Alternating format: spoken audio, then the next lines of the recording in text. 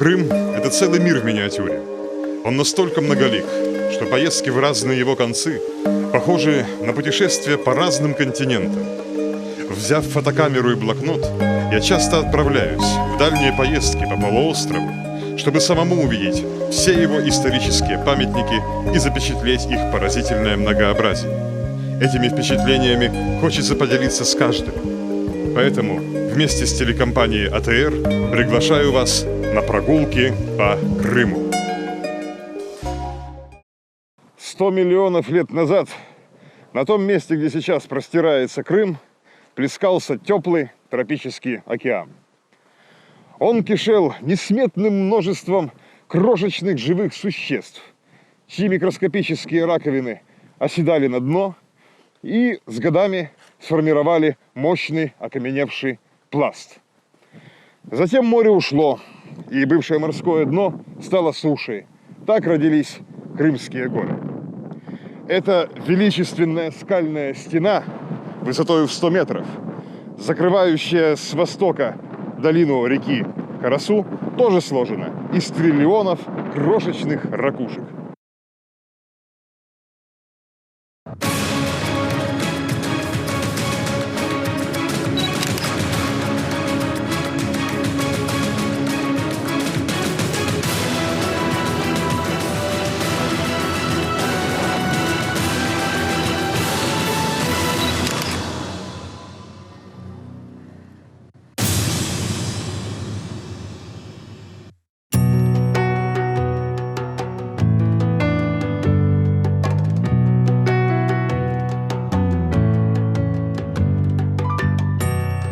Она создана морем, и на ее откосах поныне можно найти большие окаменевшие раковины, зубы доисторических акул. Это впечатляющее творение природы называется Аккая – белая скала. Впрочем, белый не единственный цвет, в котором она предстает перед нашими глазами. Так, в пасмурные дни она серая, на рассвете лиловая или голубая, а на закате золотисто-оранжевая.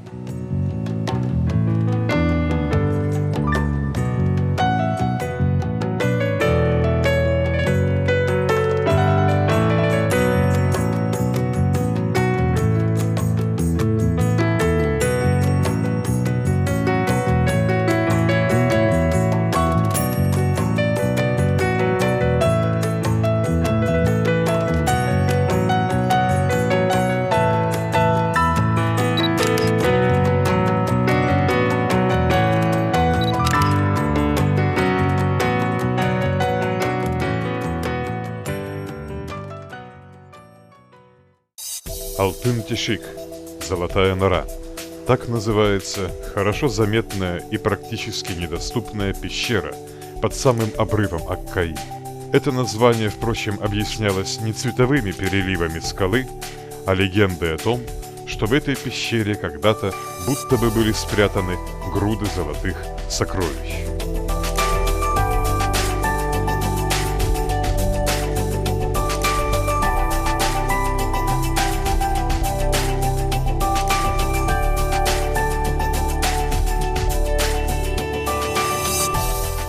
С вершины Аккаи открывается широкий вид на окрестности. К югу синеют горы, а на севере распахивается степной простор. Аккая – одно из первых мест, которые были заселены человеком на полуострове.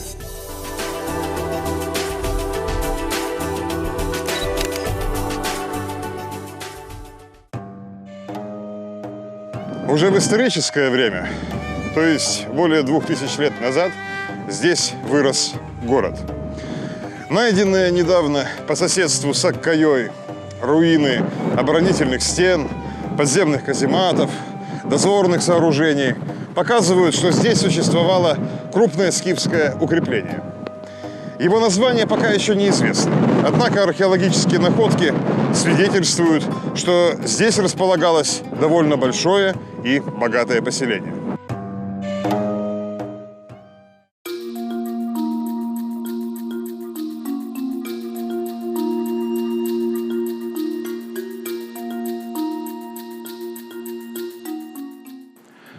На Аккае оставили свой след многие древние народы и культуры. Например, в этом большом гроте, высоко на стене, можно видеть высеченные на камне сарматские тамги. Этим загадочным знаком более 1500 лет. Подобные изображения достаточно редки в Крыму. Возможно, в этой пещере когда-то находилось сарматское святилище.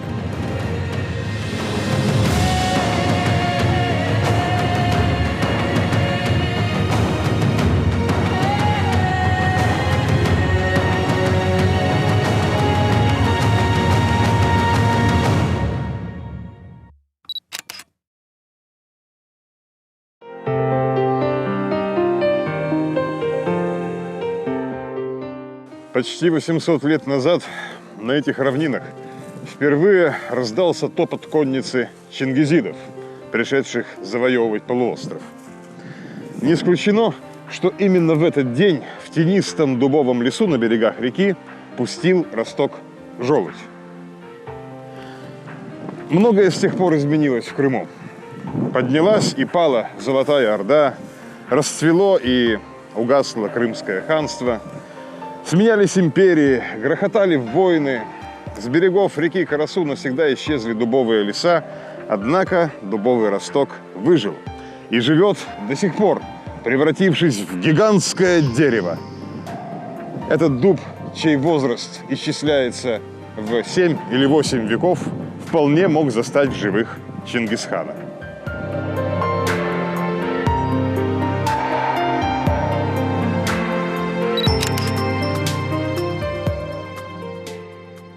Свое нынешнее название – Суворовский дуб – дерево получило в честь другого завоевателя, который, по преданию, вел под ним переговоры с крымским и османским военным командованием во время войны. И хотя сам Суворов в своих документах не упоминает ни дуба, ни переговоров под ним, название прижилось. Менее известно другое название этого дерева с 4 стволами, присвоенное ему местными жителями и звучавшее как «Дёрт Кардашлар» – 4 брата.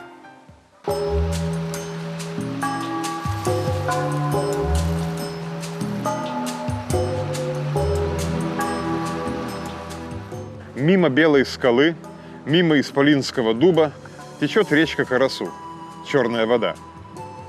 Ее название перенял и город, который возник и разросся на ее берегах – Карасу-Базар.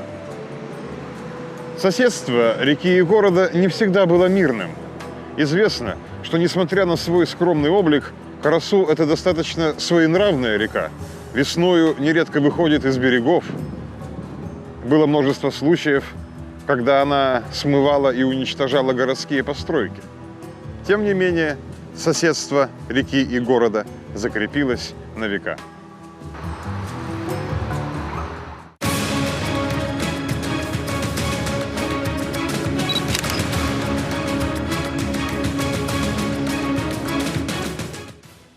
Располагаясь на древних торговых путях, Карасу-Базар быстро стал одним из важнейших экономических центров полуострова. Товары ежедневного потребления, производившиеся здесь, продавались на обычных городских рынках, а более дорогие импортные товары, как, например, турецкие и европейские ткани и так далее, конечно, нуждались в особом обращении и требовали более бережного хранения. Поэтому для приезжих купцов с импортными товарами в городе было построено несколько постоялых дворов, которые назывались караван-сараи или ханы. Всего в Карасу-Базаре их насчитывалось 11, и каждый из них выполнял одновременно функцию и гостиницы, и товарного склада. Караван-сарай обычно выглядит как четырехугольное двухэтажное здание с квадратным двором внутри. Нижний этаж использовался под склады товара, а верхний – под жилище для заезжих торговцев. Снаружи караван-сарай был укреплен как крепость на случай нападения грабителей. Богатым рынком Карасу-Базара было кого опасаться, ибо время от времени в город вторгались донские казаки, пробираясь с Азовского побережья. Также был устроен и самый крупный караван-сарай Карасу-базара – Таш-хан, возведенный в 15 или 16 веке и затем перестроенный знаменитым крымским визирем Сефер-Гази-Агой в 1654 году. Имя этого видного деятеля вместе с датой перестройки запечатлено на мраморной плите, вмурованной в стену. На сохранившейся западной стене Таш-хана можно видеть входную арку, ныне заложенную камнем, окно второго этажа, орнаментированные украшения на стенах, а с обратной стороны стены есть даже остатки помещений. К сожалению, от этого некогда роскошного здания на сегодняшний день сохранились лишь руины, а все остальные караван-сараи Карасу-базара уничтожены бесследно.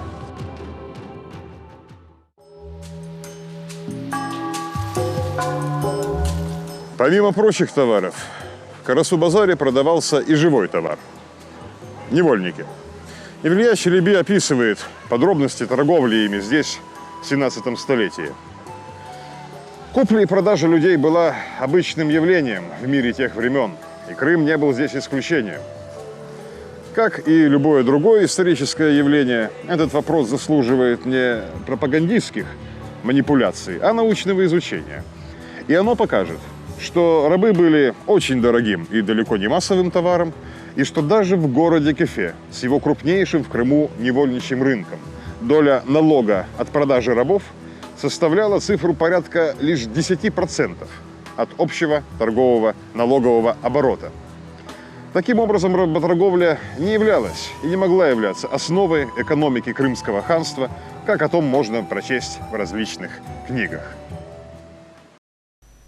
Но не только своими рынками славился Карасу-базар. Помимо них были известны и здешние бани. Австрийский купец, побывавший в Карасу-базаре в 1769 году, оставил яркое описание оздоровительного массажа, искусством которого владели местные банщики. Разумеется, жизнь города не ограничивалась исключительно торговлей или предоставлением различных услуг. Здесь существовала и своя интеллектуальная среда. Например, Эвлия пишет о многих ученых-мужах, живших в Карасу-базаре, а также о находившихся здесь 5 медресе, 8 школах и 4 дервишеских обителях.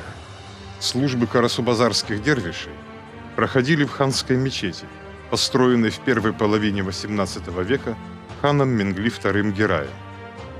И хотя ее разрушили в советское время, до наших дней дошли не только рисунки и фотографии этого большого и красивого здания, но и связанные с ним живые предания. Видимо, Карасу-базар был достаточно уютным местом для жительства, если известно, что сюда, в ханские владения, даже эмигрировали христианские подданные османских султанов, в частности, армянские купцы из Кефе. Дело дошло до того, что османский падишах запретил хану Джанибеку Гираю принимать в Карасу-базаре беглецов из Кефе. Хан ответил на это, что кефинскому паше следует управлять помягче и не подвергать подданных дурному обращению. И тогда не только подданные султана вернутся в Кефе, но и многие из подданных хана тоже захотят переселиться туда же.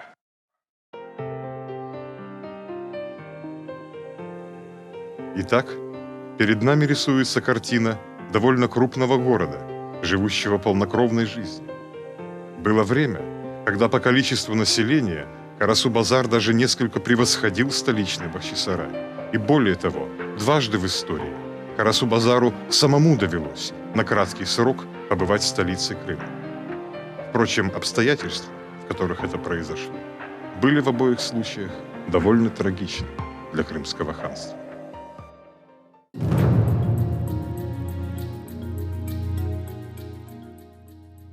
В первый раз Карасу-базар ненадолго стал главной ханской резиденцией в 1737 году при хане Фетхе II Гирае.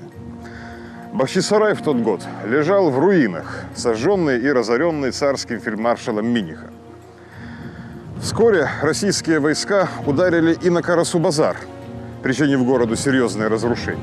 И новой столицей Крымского ханства он так и не стал.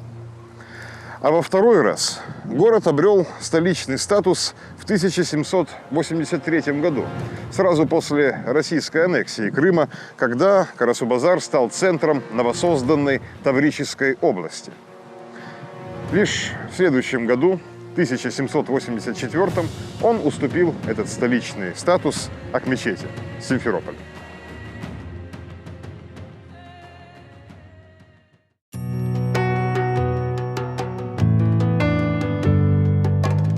Согласно преданиям, здесь, на вершине Аккаи, издавна располагалось традиционное место для разного рода военных сборов.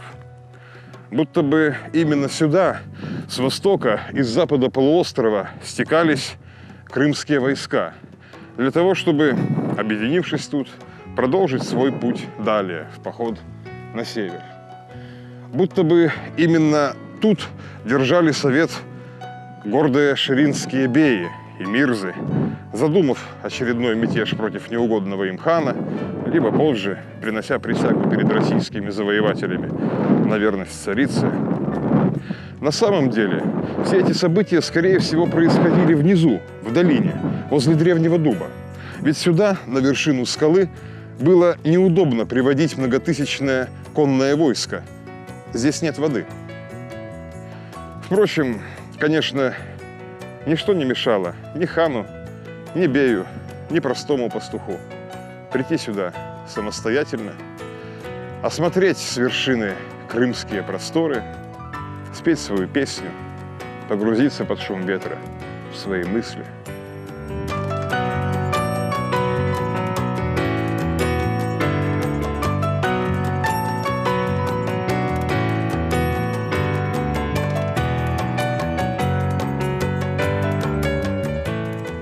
Когда я смотрю вниз с этой вершины, я думаю о сходстве Карасу-Базара и Бахчисарая. Эти два города примерно одинаковой по численности населения, оба расположенные в горных низинах, оба имеют достаточно схожую историю, но при всем этом имеет место и существенная разница. В Бахчисарай едут люди, много людей. Летом его улочки заполнены пестрой толпою гостей. Все они приезжают, чтобы увидеть ханский дворец, и город живет и дышит. По сравнению с Бахчисараем, современный Белогорск летом почти пустует. Те, кто мог бы заехать в гости, проезжают мимо него по объездной дороге. Они не спешат заезжать туда, где не увидят ни караван-сараев, ни средневековых бань, ни старинных мечетей. Памятники Карасу-Базара, за исключением осколка древней стены, к сожалению, разрушены. И это уже не исправить. Эта разница в образе жизни двух небольших крымских городов и дает ответ на вопрос, для чего беречь древние развалины, для чего сохранять памятники истории. Как выясняется, эти молчаливые свидетели прошлого способны оказывать ощутимое влияние и на ритм современной жизни.